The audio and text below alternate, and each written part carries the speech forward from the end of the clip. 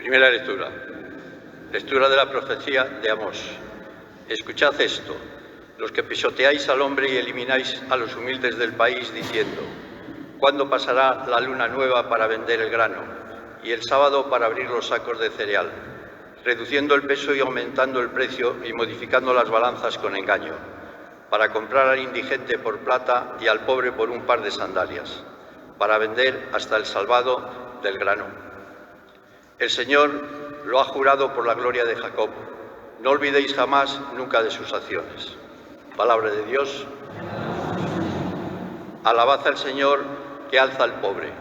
Todos, alabad al Señor que alza al pobre. Aleluya. Alabad, siervos del Señor, alabad el nombre del Señor. Bendito sea el nombre del Señor, ahora y siempre. Todos, alabad al Señor. El Señor se eleva sobre todos los pueblos, su gloria sobre los cielos. ¿Quién como el Señor, Dios nuestro, que habita en las alturas y se abaja para mirar al cielo y la tierra? Alabanza al Señor. Levanta del polvo al desvalido, alza de la basura al pobre, para sentarlo con los príncipes de su pueblo. Alabad al Señor.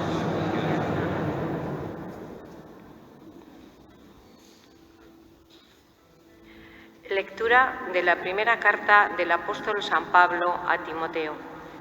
Querido hermano, ruego lo primero de todo que se hagan súplicas, oraciones, peticiones, acciones de gracia por toda la humanidad, por los reyes y por todos los constituidos en autoridad, para que podamos llevar una vida tranquila y sosegada con toda piedad y respeto.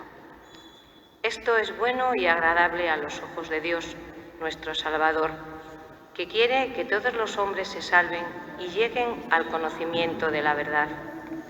Pues Dios es uno y único también, el mediador entre Dios y los hombres, el hombre Cristo Jesús, que se entregó en rescate por todos.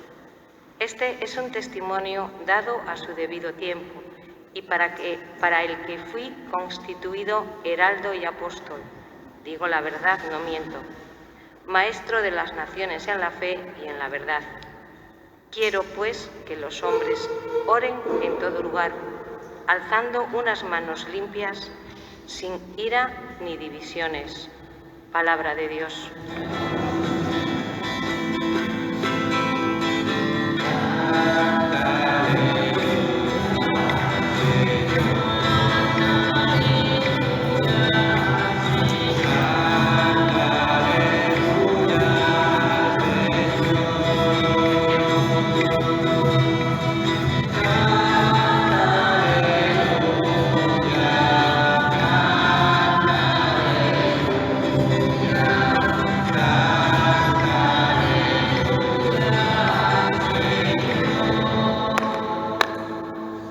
Señor esté con vosotros.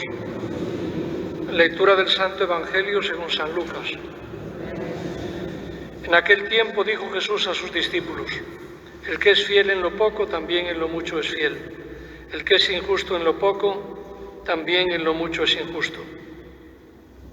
Pues si no fuisteis fieles en el dinero injusto, ¿quién os confiará lo verdadero? Si no fuisteis fieles en lo ajeno, lo vuestro, ¿quién os lo dará? Ningún siervo puede servir a dos señores, porque o bien aborrecerá a uno y amará al otro, o bien se dedicará al primero y no hará caso del segundo. No podéis servir a Dios y al dinero. Palabra del Señor.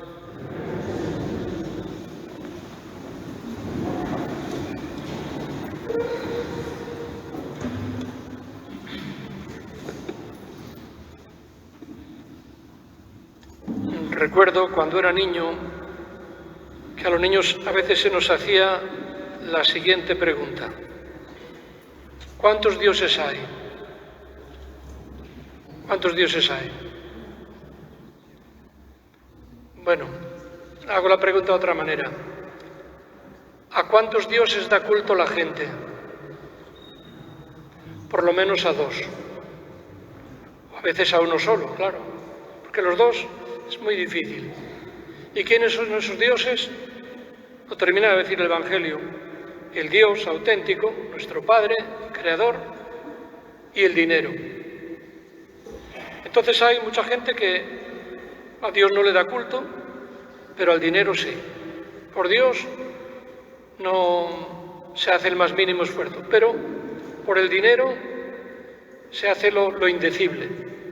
Esto era así en tiempo del profeta Amós, nos lo describía en la primera lectura, y lo es también en la actualidad. El profeta Amós se daba cuenta de que en el pueblo de Israel había una serie de señores que eran los dueños de las tierras, después una pobre gente que tenían que trabajar de sol a sol para ellos, a cambio de una miseria, como dice el profeta, dice, de un par de sandalias. Dice, y eso ante Dios no puede quedar sin castigo. Bueno, pues lo que ocurría en el tiempo del profeta Amós ocurre también hoy. Nosotros hemos tenido la suerte de vivir una época, pienso que bastante buena. Hubo épocas, por supuesto, mucho peores.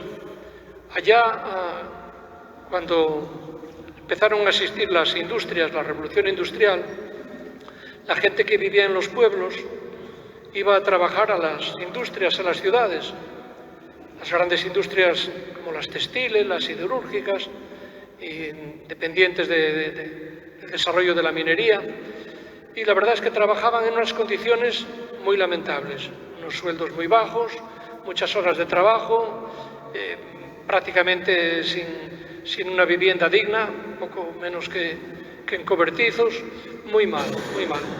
Y además tampoco podían protestar porque había mucha represión. Pero bueno, llegó el momento en que la cuerda se tensó tanto que vinieron pues determinadas revoluciones, revolución sindical, que también mucha represión al principio, después las doctrinas de Marx, el marxismo, pero que en realidad, sobre todo esto, pues no consiguió muchos avances, más bien repartir, pero por debajo, es decir, igualdad por debajo. Lo que vemos hoy en los países que están influenciados por el marxismo, pues hay mucha miseria y mucha represión y son auténticas dictaduras. ¿Y qué hacía la Iglesia en aquel momento? Pues la verdad estaba un poco o muy despistada. Hubo un papa que vivió muchos años, que era Pío IX, el hombre era un santo, pero era como un prisionero en el Vaticano que no se enteraba de nada. Pero entonces la providencia nos dio un papa que lo eligieron ya de mayor para que durara poco tiempo, pero que duró desde los 71 años hasta los 90 y tantos, es decir, más de 20 años. Y ese papa se dio cuenta de la situación, intentó informarse bien cómo funcionaba el tema del trabajo, de la economía, y entonces es cuando decidió, después de consultar y pedir opinión, escribir una encíclica, un documento que realmente ha sido impresionante la influencia que ha tenido, que es la encíclica Rerum Novarum, defendiendo el derecho al trabajo, a un salario justo, a unas condiciones mínimas de seguridad, a una seguridad social, a tener acceso pues, a una vivienda digna, en fin, todo lo mejor que se puede desear para un trabajador. Y esa doctrina, pues afortunadamente se llevó a la práctica, de tal manera, sobre todo en Europa, en algunos países de América, que en este sentido dependía de Europa, y la verdad es que se notó mucho en la sociedad. Y entonces ya dejó de haber muy ricos y pobres muy pobres, sino que surgió la clase media a la que nosotros pertenecemos, y bueno, que ha sido pues una etapa, ya digo, muy buena. Es verdad que en Europa también hubo políticos cristianos, algunos en proceso de beatificación, que realmente lo hicieron muy bien. El Papa León XIII escribió la encíclica en el año 1891, es decir, ya empezó a influir a lo largo del siglo XX, después otros papas, Pío XI, en los 40 años otra encíclica muy importante, que, en fin, y ya no digamos el magisterio de Juan XXIII, de Pablo VI, de Juan Pablo II, de Francisco, de Benedicto, en fin, ya ha sido muy importante la doctrina social de la Iglesia. Pero esa doctrina, ya digo, hubo en Europa políticos como, no sé si os sonarán nombres como Adenauer, Schuman, De Gasperi, que intentaron llevarla a la práctica y por eso Europa pues era lo que ha sido, o eran otros países de América, por ejemplo Argentina. De mi pueblo hay mucha gente, incluido mi abuelo, porque en Argentina pues a trabajar y en pocos años pues ganaban para venir aquí y, en fin, y comprar fincas, hacer la casa, y funcionó muy bien. Pero ¿qué ocurre? Que sobre todo a partir de la caída del muro de Berlín hemos vuelto a peor. Ya no hay el miedo al comunismo y entonces pues vivimos una sociedad pues muy injusta y muy desigual. Por supuesto no estoy hablando de todos aquellos empresarios que crean puestos de trabajo, que tratan a sus obreros con dignidad, pero hay también mucho abuso, por otra parte, mucho abuso. No digamos ya el abuso de los inmigrantes, sobre todo aquellos que están sin papeles o que no quieren regularizar precisamente para abusar de ellos.